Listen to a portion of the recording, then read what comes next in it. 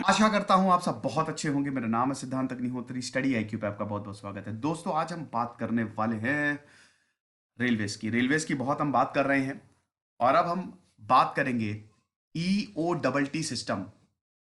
बहुत ही बेहतरीन तरीके से हमारी रेलवेज आगे बढ़ रही हैं। ईस्ट कोस्ट रेलवे पहला जोन बन गया है जिन्होंने EO double T system Indian railways में इंस्टॉल कर लिया है, एडॉप्ट कर लिया है। गजब।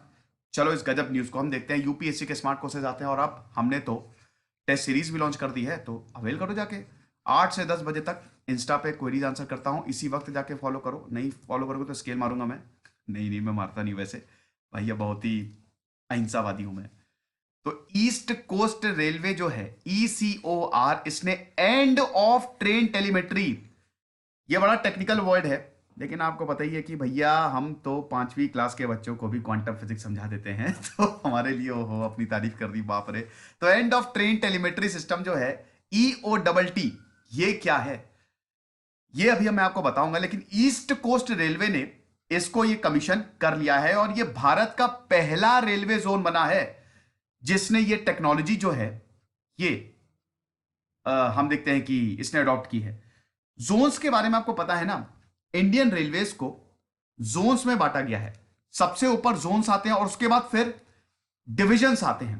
जोन्स को फिर डिवीजन में बांटा गया है। टोटल 18 जोन्स हैं इंडियन रेलवेज के, 18 याद रख लीजिएगा।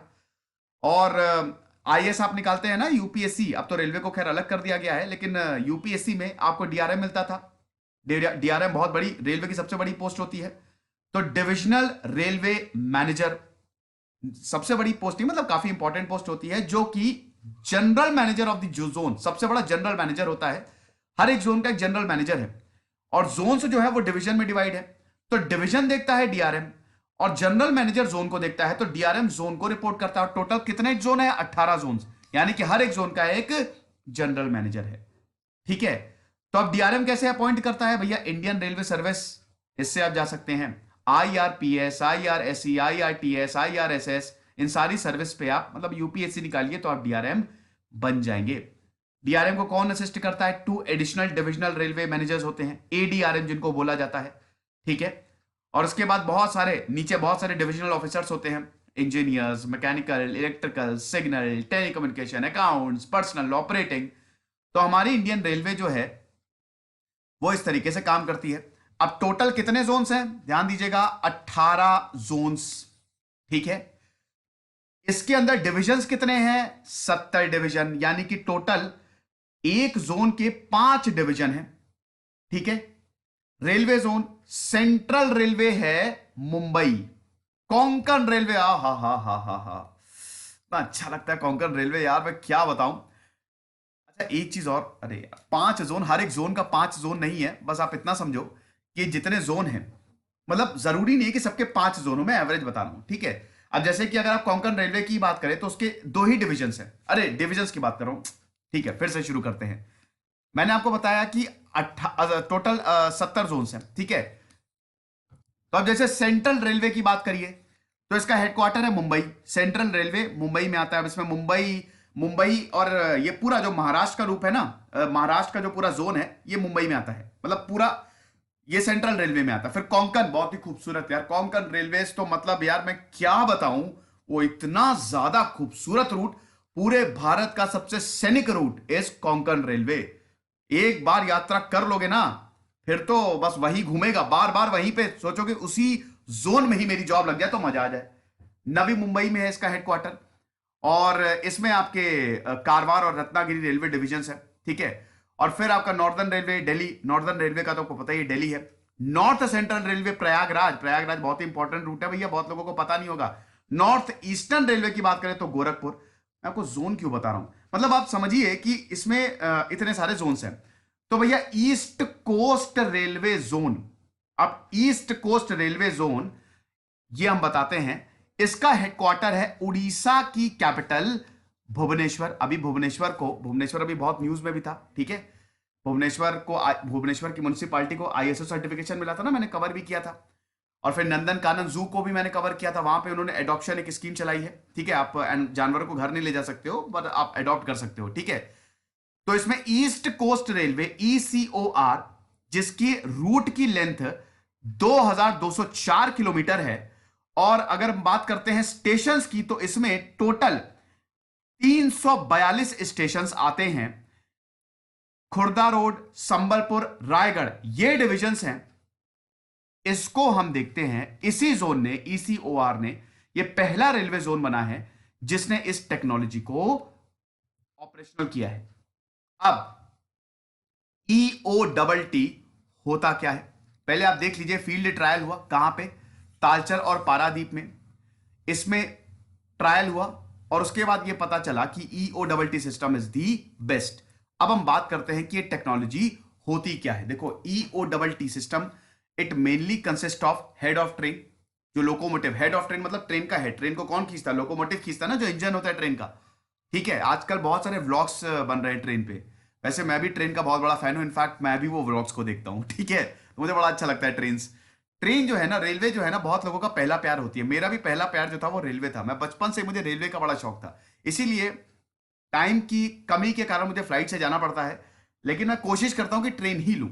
तो हेड ऑफ ट्रेन जो है वो लोकोमोटिव में होता है, और एंड ऑफ ट्रेन लास्ट में गार्ड वाला डिब्बा होता है ना, तो EOTT सिस्टम में क्या होगा, हेड ऑफ ट्रेन और एंड ऑफ ट्रेन।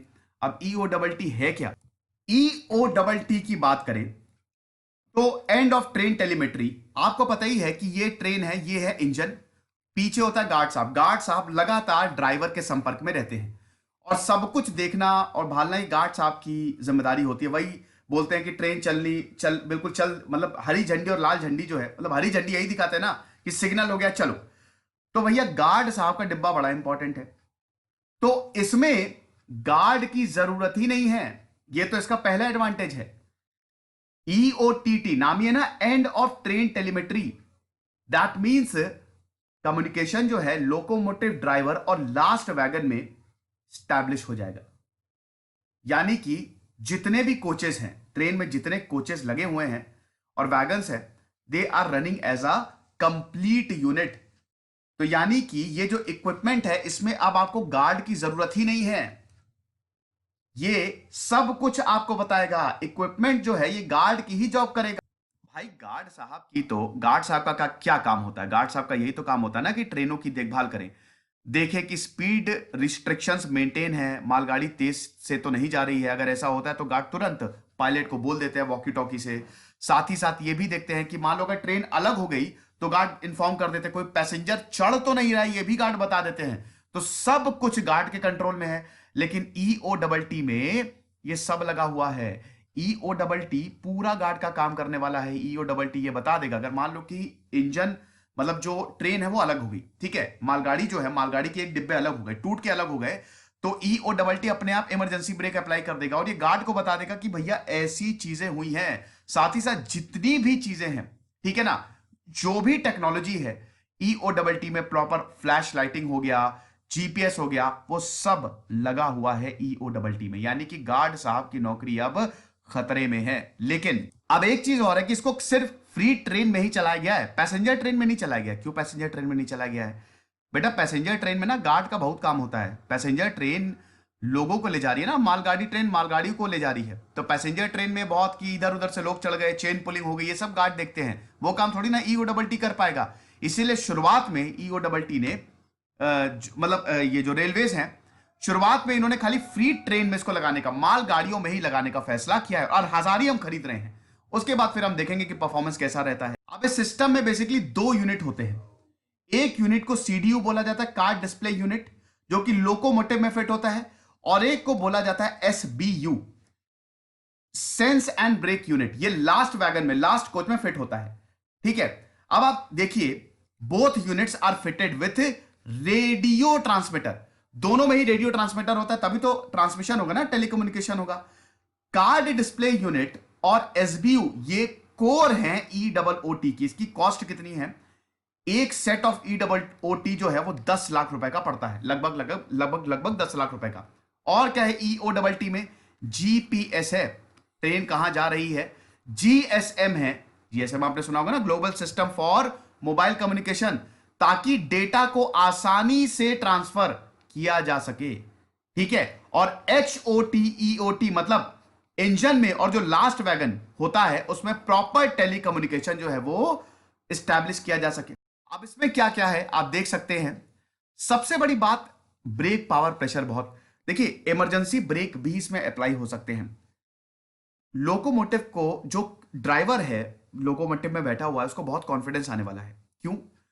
क्योंकि लोकोमोटिव में एक डिस्प्ले दिया है। उस डिस्प्ले में power pressure last vehicle of the last train, ये डिस्प्ले होता है। यानी कि ड्राइवर जो है, he can confirm brake power pressure drop in the train up to the last vehicle. क्या बात है कि शुरू से लेकर आखिरी तक जो ड्राइवर है वो पावर प्रेशर को कंफर्म कर सकता है। और ये ब्रेकिंग में काम आती है। ठीक है, ब्रेक लगाने में ये बहुत ज्यादा काम आती है। तो HOT डिस्प्ले में ये सब कुछ ड्राइवर देख सकता है। यानी कि एक तरीके से ब्रेकिंग सिस्टम और ज्यादा एफिशिएंट हो गया है। Emergency brake system, emergency brake भी आपको लगा सकता है, कोई दिक्कत नहीं है। इमरजेंसी ब्रेक भी लग सकती है। और अगर मान लीजिए कि ट्रेन जो है वो अलग हो रही है, ठीक है, लोको पायलट जो है वो ये कंफर्म कर रहा है कि if the train is parting, emergency brake जो है ये भी लगाए जा सकते हैं if required by the train driver. तो बेसिकली यहां पे लोको पायलट्स को बहुत ज्यादा कॉन्फिडेंस मिलने वाला है, क्योंकि ये जो सिस्टम है ये प्रॉपर कॉन्टैक्ट बना के चलेगा। गार्ड की जो ड्यूटी होती है उसको ये एलिमिनेट कर देगा।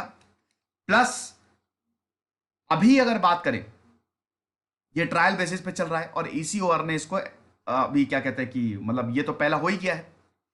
साथ ही साथ प्रोक्योरमेंट कॉस्ट जो है 100 करोड़ की है। 1000 ऐसे डिवाइसेस जो है वो मंगवा रहे हैं, अभी बाहर से मंगवा रहे हैं। 10 डिवाइस हम अभी जो शुरुआत के 10 डिवाइस हैं, ठीक है, अमेरिका और south Africa for the trial purposes हम इंपोर्ट कर रहे हैं, क्योंकि ये टेक्नोलॉजी दूसरे देशों में सक्सेसफुल है। बनारस लोकोमोटिव वर्क्स ने ऑलरेडी 250 EOTT साउथ अफ्रीका से मंगवा लिए हैं और अगले 1 सालों में ये सब इंस्टॉल किए जाएंगे और आने वाले समय में 740 हम और खरीदेंगे।